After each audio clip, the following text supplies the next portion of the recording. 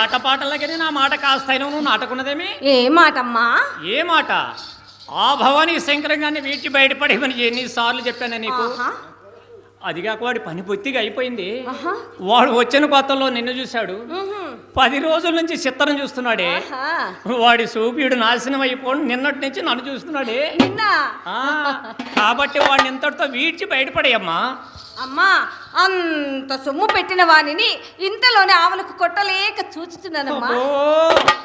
ఎంత సొమ్ము పెట్టాడేమిటి? తట్లు పెట్టాడా, బుట్లు పెట్టాడా, కొలిసి పెట్టాడా, తూసి పెట్టాడా? ఏమే నీకేం పెట్టాడు కదా? నాకు ఎప్పుడైనా ఒక అర్ధగజం పెట్టాడటే. ఏమిటి అది? అదేనమ్మా రవికి ముక్క. సరే పెట్టాడని తెగరెచ్చిపోతున్నావు కదా, ఆ పెట్టింది ఏదో కాస్త విడమరిచి బయట చెప్పమ్మా.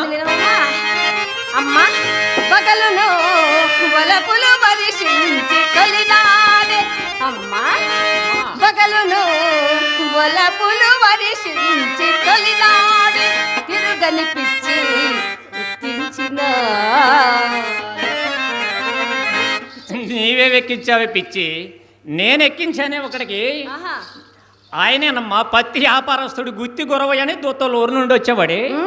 వాడిని మన ఇంటికి వద్దురా అని 10 మంది పట్టుకొని పరమటింటో పెట్టి గడ్డపారంత గడేసి తాటికాయ అంత తాళం వేసిన నడి జామకల్లా నడికప్పు బ్రద్దలు చేసుకుని ఏకులు జామకల్లా కాళ్ళ దగ్గర నిలబడేవాడే. కళ్ళు తెరిచి చూసరికి ఇచ్చంటే అదమ్మా.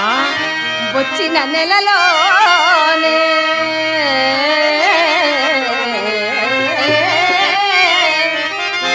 మచ్చిక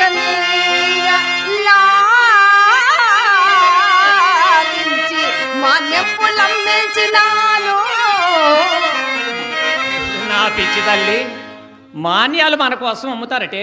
ఇంకెవరి కోసమే? వారికి ఉన్న దురలవాట్లు దురసనాలకు లోనై ప్యాకెట్లకి కబ్బులకు పోయి సారాయి కప్పులు పోలై మాన్యాలు అందుకోసం అమ్ముతారమ్మా. నీ కోసం నా కోసం అమ్మరే. పట్టు పుట్టములకై విక్రయము చేయించిన. నువ్వుగాక ఇల్లు ఎకరం చేయించావే. మొన్న లైలా తుఫాను వస్తే పైన కప్పు లేదు, కింద బండలు లేవు. నీళ్లు పోయిందాక లంగా ఎత్తి పట్టుకొని తిరిగితే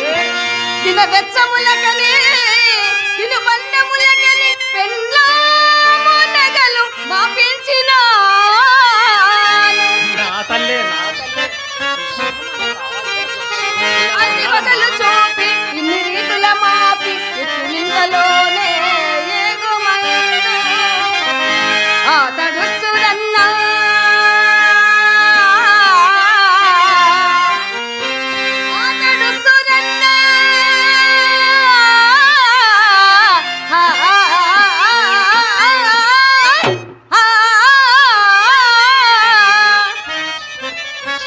ఈ శ్రీరంగనీతిలేనే నేను చర్చిస్తున్నది.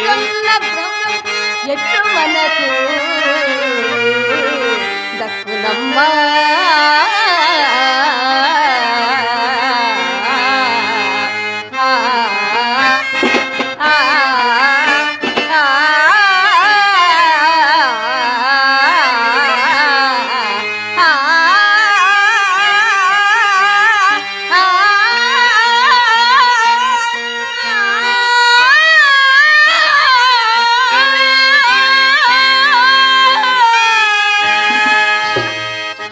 శ్రీరంగనీతిలేనే నిన్ను చర్చిస్తున్నవి. లేకున్నా నీ అందమనకు, నీ సందమనకు, నీ తెలివితేటలకు ఈ కాస్త లోటు లేని ఎడలా ఈ పాటికి లక్షలేమి కర్మే కోట్లు గడించుందును.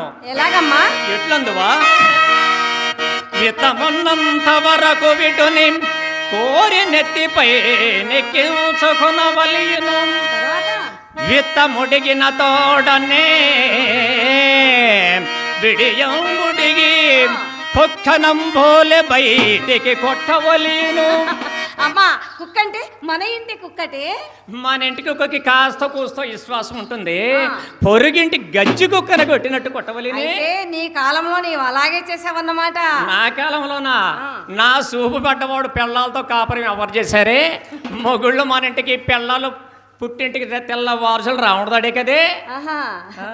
సరే సరేలేమ్మా. సరేగానమ్మాయి, మన ఆడవారి సంగతి తెలుసమ్మా? ఏంటమ్మా? అదేనమ్మా, ఆడవాళ్ళ మన ఆడవారిలో 4 రకాల మనస్తత్వాలు కలిగి ఎవరెవరు ఎలా ఉంటారో చెప్పమ్మా. అదేమిటే మొదటి రకం ఉందమ్మా, బజార్లో గులకపోయి వచ్చే బండి కింద పడుతుంది. ఇక రెండో రకం ఉందమ్మా, గంటకి మూస్తాపోతుంది, వారానికి ఒకసారి స్నానం చేస్తుంది. ఇంకా మూడో రకం ఉందమ్మా, అదెలాంటిదో ఆమెను సతీ అన్న సూర్యానాలో సతీ సక్కుబాయి అనాలో అర్థం కావట్లేదమ్మా. పొద్దున్నే లేస్తుంది, భర్త పాదాలకు దండం పెడుతుంది, మరిది కన్ను కొడుతుంది. మా రోజుల్లో ఎలా చెప్పుకునేవారేమమ్మా, ఎలాగమ్మా? ఏ ఆడమనసైనా ఎదురైతే ఏం సూరమధురం బాగున్నావా, అన్నయ్య ఏం చేస్తున్నాడు, ఇల్లేమన్నా కట్టుకుంటారా అని ఎంతో ఆప్యాయతో అనురాగంతో పలకరించుకునేవారేమమ్మా. మరి ఇప్పటి వారికి ఏముందమ్మా, ఏమే పుష్ప పెద్ద ప్రశ్న అయిందక్క, ఎక్కడ చేయించుకున్నావే? అమ్మో, అద్దంకిలో రంగారావు గారు డాక్టర్ గారు అంటే కొత్త డాక్టర్ గారు వచ్చారు అక్క, ఆయన చేసినట్టే ఉంట్లా లోనకు తీసుకోవటం బయటికి తీసుకురావటం, ఇట్టా చెప్పుకొని దేశాన్ని నాశనం చేస్తున్నారమ్మా. సరే గాని వచ్చిన మాట అడగటం మర్చిపోయాను, అబ్బాయి ఏడే? అబ్బాయి ఎవరే? అబ్బాయి ఎవరా? అదేనే అల్లుడు అబ్బాయి. ఓహో, శంకరం పంతులు గారా? ఏ మేలకలు తిరిగిపోతున్నావే శంకరం గారా అని. అమ్మా ఎవరు? అసలు భవాన్ అంటే అర్థం ఏమిటో తెలుసటే? ఏమిటి? భవాన్ అంటే బటర్ షార్, శంకరం అంటే సెడిపోయినవాడు. అయినా వాడి దగ్గరే ఉంది. ఏంటమ్మా? అయినా ఒక్కడితో ఇన్నాళ్ళు సరస్వం ఏమిటి మనకి? మన పని అంతా ఎలా ఉండాలో తెలుసు కదే. ఎలాగమ్మా? శనగలు దీని చేతులు కడుక్కున్నట్టు చెరుకు నవిలి రసం మింగి పిప్పి పువ్వు అని చూసినట్టు ఉండాలి. ఒక మాటలో చెప్పాలంటే ఎగువ తిరతపోయి వచ్చినోటికి మన ఇంటికి వచ్చినోటికి పెద్ద తేడా ఉండకూడదమ్మా. అమ్మా, నీ కాలంలో నువ్వు అలాగే చేసావా? నా కాలంలోనా? నా కాలంలో నేనేం చేశానే, అలా ఉండకూడదమ్మా. సరే ఎలా ఉంటావు చెప్పమ్మా. ఎలా ఉండేదేమిటి, ఆ సుబ్బారావు గారు కనిపిస్తే నీకు తెలియజేస్తా గానీ కొంచెం మేడ మీద కూర్చొని అలా కనపడమ్మా. అమ్మా కనిపించేదేదో నువ్వే కనిపించకూడదు. అబ్బా నేను కనపడితే హుషారుగా వచ్చేవాడు సూరం అంటుపోతాడే. మరి ఎలా కనిపించాలో చెప్పమ్మా. ఎలా కనిపించాలా? అన్నీ నా చేత చెప్పించుకోవటమేనేమి. చెప్తున్నాయినమ్మా. తగ్గుచు పలక్కు మనసు తారవలీను, నగుచు వాల్చు పొను ఎదట ఇసరవలీను, దగ్గి సకిలించి వెనకకు తగ్గవలీను, విటులను ఆకర్షించు కిటుకులివియే. ఏది దగ్గాలా? ఆపవే, ఇదేమిటి ఆసుపత్రి దగ్గుతున్నా? అన్నిటికీ అలా ఎగతాలు చేస్తావు ఎందుకు? నేను ఎట్టనే వెనక ఒకసారి పొరపాటు పడ్డానమ్మా. ఈ గ్రామంలో మోతుపరి ఆయన ఉన్నాడు, ఆయన చూసి సన్నగా సకిలించా, వాలుగా ఉంది కదని ఎంటపడి వెనకాలే వస్తున్నాడు. మన ఇల్లు అనుకుని పక్కింటికి పోతాడేమోనని సౌండ్ పెంచి సకిలించానే. వచ్చాడా? యాడికొచ్చాడే, మనం ఎట్లు దిగి అదే పరుగు, బతికినన్నాళ్ళు మన బజారుకే రాలా.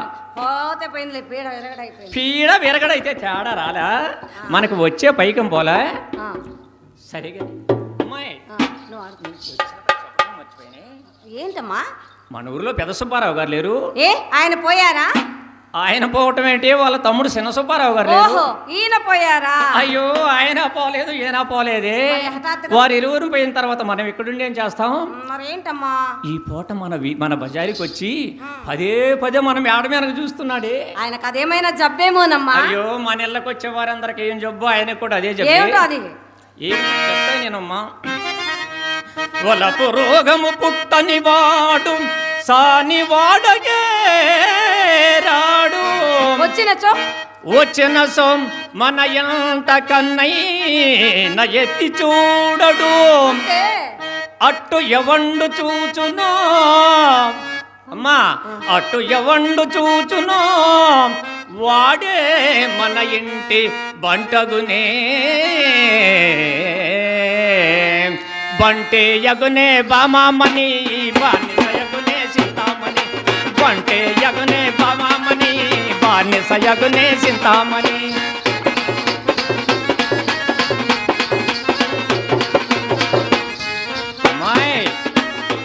అమ్మాయి అదిగాక ఆ సుబ్బారావు గారు తండ్రి కళ్ళలో కారం జల్లి కాసులు కాసులు తెచ్చి ఖర్చు పెడుతున్నారు విన్నానే. అమ్మా ఈ సంగతి తెలిసి మొన్న పెళ్లి మేజవాని కచేరీలో అతడేమో నాకు వసూల తాంబూలం ఇచ్చినప్పుడు రవ్వంత రంగు చేశానమ్మా.